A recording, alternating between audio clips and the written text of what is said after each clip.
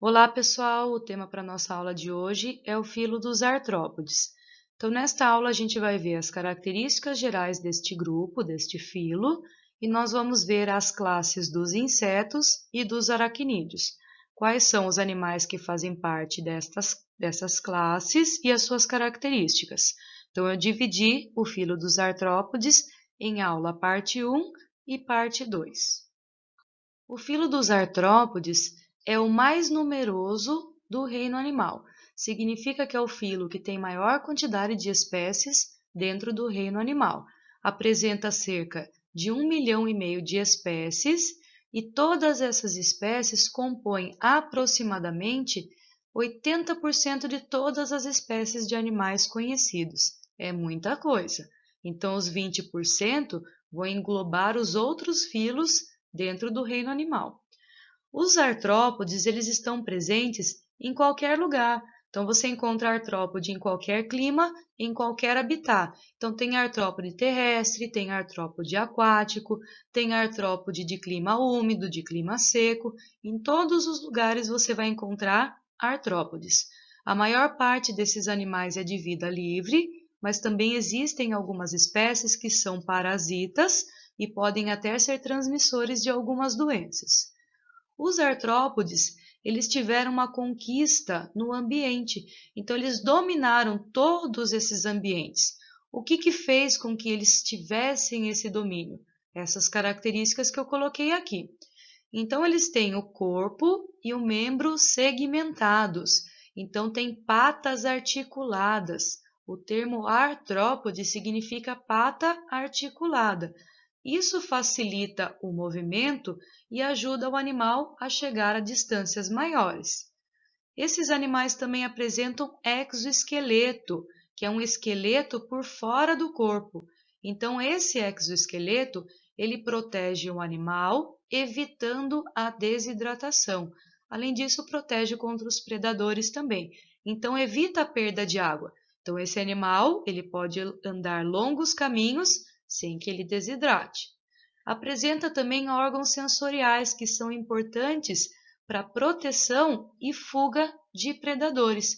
Também é uma grande vantagem aqui. Outra vantagem é que esses animais apresentam um ovo com casca. Isso evita que o embrião se desidrate. Então, esse embriãozinho ele pode estar presente dentro do ovo e em qualquer ambiente que ele não vai sofrer a desidratação. Esses animais também apresentam um ciclo de vida curto. Isso significa que ele consegue se reproduzir rapidamente. A gente até diz que a reprodução é precoce. Então, pensando, por exemplo, num pernilongo, num mosquito, eles vivem pouco tempo e em pouco tempo eles já estão aptos para a reprodução e eles conseguem deixar muitos descendentes. Nesse slide aqui eu coloquei então algumas características gerais do filo dos artrópodes muito importantes aqui. Então nós temos o corpo segmentado, dependendo da classe do animal, pode ser de um tipo ou de outro. Então existem artrópodes que têm o corpo dividido em cabeça, tórax e abdômen. Outro grupo, encefalotórax e abdômen. E um outro grupo ainda em cabeça e tronco. As patas e as asas, quando existirem, elas sempre vão sair do tórax do animal. Então, no caso deste grupo aqui, as patas saem do tórax. No caso desse daqui, do cefalotórax. E no caso de quem tem cabeça e tronco, as patas vão sair do tronco. No abdômen é aquele local onde encontram-se todos os órgãos internos. Então, está o sistema digestório, o sistema reprodutor, o sistema respiratório, está dentro do abdômen. Esses animais apresentam então as patas articuladas, é daqui que vem o nome artrópode, patas articuladas. Estas patas, elas ficam ligadas a uma musculatura bem desenvolvida. Então isso facilita o movimento das patas e faz com que o animal consiga se locomover de uma maneira mais ágil. Uma outra característica que eu já comentei com vocês é a presença do exoesqueleto. Então, por fora do corpo do animal, existe uma estrutura rígida que é formada por uma proteína chamada de quitina. A quitina, ela é impermeável. Então, o exoesqueleto, além de proteger contra os predadores, porque é uma carapaça dura, ele impede a desidratação. Então, impede que o animal perca água através da pele, por conta da quitina, que é impermeável. Então, a água não sai pelo exoesqueleto. Só que o exoesqueleto, ele também tem desvantagem. Por ser uma carapaça dura, isso impede o crescimento do animal. Então, de tempos em tempos, esse exoesqueleto ele tem que ser trocado, tá? O processo que a gente chama de troca do exoesqueleto se chama equidise ou muda. Então, de tempos em tempos, o exoesqueleto ele precisa ser eliminado para que o animal aumente de tamanho. E aquele exoesqueleto que foi abandonado tem o nome de exúvia. Então, nessa figura aqui, a gente tem uma cigarra que ela está abandonando o seu exoesqueleto velho para que ela possa crescer. Então, no momento que ela sai do exoesqueleto, a pele ela está úmida, o exoesqueleto ainda não está endurecido, ela consegue aumentar de tamanho até que esse exoesqueleto se torne rígido novamente. Daí, para crescer, ela vai ter que realizar uma nova equidise. Então, rasga-se a parte de trás aqui da carapaça do exoesqueleto, o animal sai por uma fenda e a exúvia ela é deixada no local. A maioria desses animais, eles são dioicos, então tem machos e fêmeas, e a grande maioria apresenta o dimorfismo sexual. Então você consegue identificar quem é o macho e quem é a fêmea olhando para eles. Eles apresentam a fecundação interna, então há um cruzamento, há uma fecundação dentro do corpo da fêmea, e essa fêmea ela vai gerar os filhotes ou botar os ovos, dependendo aí de qual é a classe de artrópode que a gente está falando. Nós vamos começar estudando, então, a classe dos insetos. Então, quais são as características desses artrópodes? Então, lembrando que todos eles apresentam patas articuladas, apresentam o exoesqueleto, só que os insetos têm alguma estrutura a mais. Na divisão do corpo, os insetos eles têm a cabeça, o tórax e o abdômen. Então, lá, como eu já disse, na região do tórax é onde saem as patas, podem sair as asas se o animal apresentar as asas, e no abdômen onde estão todos os órgãos. Então, aqui do tórax saem as patas. Quantas patas tem um inseto? Então, um inseto tem 6 patas, ou 3 pares de patas. Todas elas saem da região do tórax. Essa é uma característica que identifica um inseto. Só que cuidado, porque às vezes pode ser um animal de um outro grupo que tem uma quantidade de patas a mais e que acabou perdendo as patas por algum acidente. Então, não é apenas a quantidade de patas que vai identificar, é um conjunto de características. Então, tem que ter cabeça, tórax e abdômen, tem que ter 3 pares de patas. Tem que ter também na região da cabeça um par de antenas. As antenas são órgãos sensitivos. Então, elas vão ter a sensação de tato e também a sensação olfativa de cheiros. Apresentam na região da cabeça também um par de olhos compostos e alguns animais podem apresentar asas. Aqueles que apresentam asas podem ter um par de asas, que são chamados de dípteros, ou podem ter 2 pares de asas, que são os tetrápteros. E quem não tem asa é chamado de ápteros. Nos tetrápodes existem alguns animais, como é o caso de besouros e de joaninhas, que um dos pares de asa é rígido e protege o outro par, que é uma asa membranosa.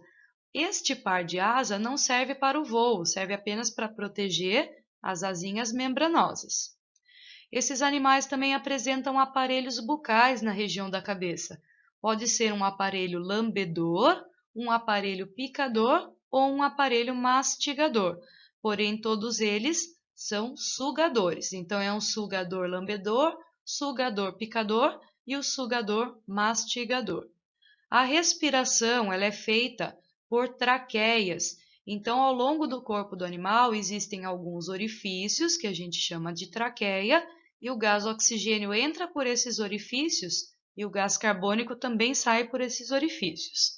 O sistema circulatório é aberto e o sangue ele é chamado de hemolinfa, não tem pigmento. No grupo anterior que a gente viu dos anelídeos, o sangue tinha hemoglobina, então o sangue tinha coloração vermelha. No caso, o sangue dos insetos é incolor, porque ele é formado por hemolinfa. Existe uma classificação aqui para o desenvolvimento dos insetos. Então, existem insetos que têm desenvolvimento direto. O que é o desenvolvimento direto? É quando não aparece a larva. Então, nesse caso do primeiro e o segundo caso, não tem larva. Então, os dois são desenvolvimento direto. Esse último caso aqui, como tem a presença de uma larva, é um desenvolvimento indireto. A classificação ela é baseada na presença ou na ausência de metamorfose, tá? Então, no caso aqui dos insetos que têm desenvolvimento direto, sem metamorfose, a gente diz que eles são ametábolos. A significa não, metábolo, metamorfose. Então, não acontece a metamorfose. Então, do ovo não nasce uma larva, porque o desenvolvimento é direto, nasce um filhotinho, que é um jovem.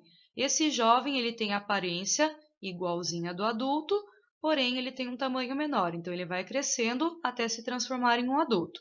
O exemplo clássico para os animais ametábolos é a traça de livro. No caso dos animais hemimetábolos, hemi significa parcial, então é uma metamorfose parcial, metamorfose incompleta. Então, neste grupo aqui, o desenvolvimento é direto, porque não tem uma larva, e acontece uma metamorfose incompleta. Então, do ovo nasce uma ninfa. A ninfa, ela é diferente do adulto, então para ela se transformar para adulto, ela precisa adquirir algumas estruturas. Então, a ninfa não tem asa, então ela vai precisar adquirir a asa. E a ninfa também não tem o sistema reprodutor. Isso é o que caracteriza a metamorfose incompleta. No caso aqui, é o ganho das asas e o desenvolvimento do sistema reprodutor. Como exemplo aqui de animais hemimetábolos, a gente tem o besouro, a barata e o gafanhoto. No caso dos insetos holometábolos, holo é igual, completo. Então, eu tenho uma metamorfose completa. Então, o desenvolvimento é indireto porque tem uma larva e a metamorfose completa porque muda completamente o animal. Então, do ovo nasce uma larva, a larva ela forma uma pupa, casulo ou crisálida. Tem 3 nomes para a mesma estrutura. Enquanto a larva ela está dentro da pupa, ela está sofrendo uma metamorfose para ela se transformar num adulto. Então, mudou completamente o corpo do animal. Então, aconteceu uma metamorfose completa. Então, o animal ganhou patas, ganhou antenas, ganhou asas, sistema reprodutor e outras estruturas. É o caso das borboletas e das mariposas. Outra classe que iremos ver hoje é a classe dos aracnídeos. Dentro deste grupo estão as aranhas, os escorpiões, os ácaros, que são microscópicos, e também os carrapatos. Então, como é que é o corpo desse animal? É dividido em cefalotórax e abdômen. Céfalo é cabeça. Então, o grupo anterior tinha cabeça e tórax. Neste caso aqui, a cabeça se fundiu ao tórax. Então, nesta região é que vai acontecer o aparecimento das patas. Esses animais apresentam 4 pares de patas, no total 8 patas. Não vão apresentar na cabeça nem antenas e também não vão apresentar asas no cefalotórax. Alguns desses animais podem apresentar fiandeiras, como é o caso das aranhas. As fiandeiras elas servem para formar a teia, então a teia auxilia aí na captura de alimento. Aqui neste grupo aparecem algumas estruturas que só esse grupo tem. Então aparecem as quelíceras, só que as quelíceras elas têm funções diferentes para as aranhas e para os escorpiões.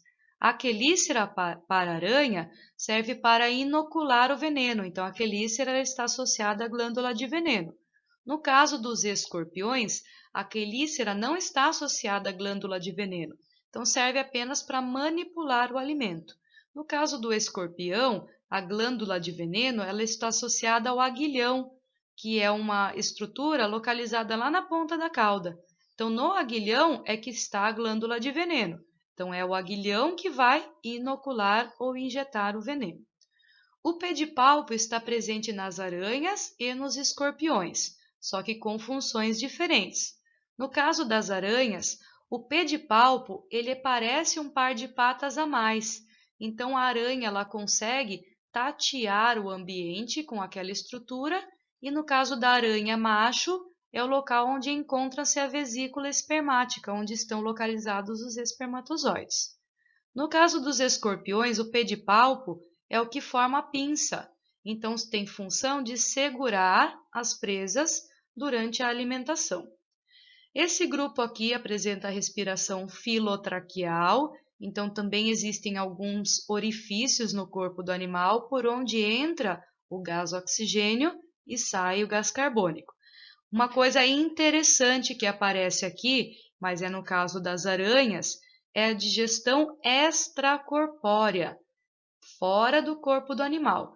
Então, quando a aranha ela pica, por exemplo, um inseto, ela injeta o veneno nesse inseto. Dentro do veneno existem enzimas digestivas. Então, o veneno dentro do corpo do animal vai digerir o animal e a aranha ela vai absorver aquele alimento já digerido. Ela também faz uma digestão intracelular dentro da célula, mas ela não tem um órgão digestivo dentro do seu corpo. Então, aqui eu tenho duas figuras para mostrar as estruturas que fazem parte das aranhas e do escorpião. Então, os dois têm cefalotórax e abdômen. Então, cefalotórax e abdômen. A cauda faz parte do abdômen aqui do escorpião. Existem 4 pares de patas que saem do cefalotórax. Então, aqui estão as 8 patas e aqui estão as 8 patas. Próximo à cabeça, próximo à quelícera da aranha, existem os pedipalpos, que parecem umas patinhas menores. Então, a aranha ela tateia o ambiente com o pedipalpo. No caso do macho, aqui é mais gordinho, porque apresenta a vesícula seminal. As aranhas também elas apresentam as fiandeiras na extremidade do abdômen para produzir as teias e apresentam as quelíceras na região da cabeça, onde ela consegue inocular o veneno na sua presa. No escorpião, as quelíceras também estão na região da cabeça, porém não estão associadas a uma glândula de veneno e auxiliam aí na alimentação. Os pedipalpos formam essas pinças que auxiliam a segurar a presa enquanto esse animal ele está se alimentando. Então, no aguilhão está associada a glândula de veneno, ele pica um animal, aquele animal acaba morrendo e aí o escorpião se alimenta dele. No caso das aranhas, a digestão é extracorpórea, como eu já falei no slide anterior.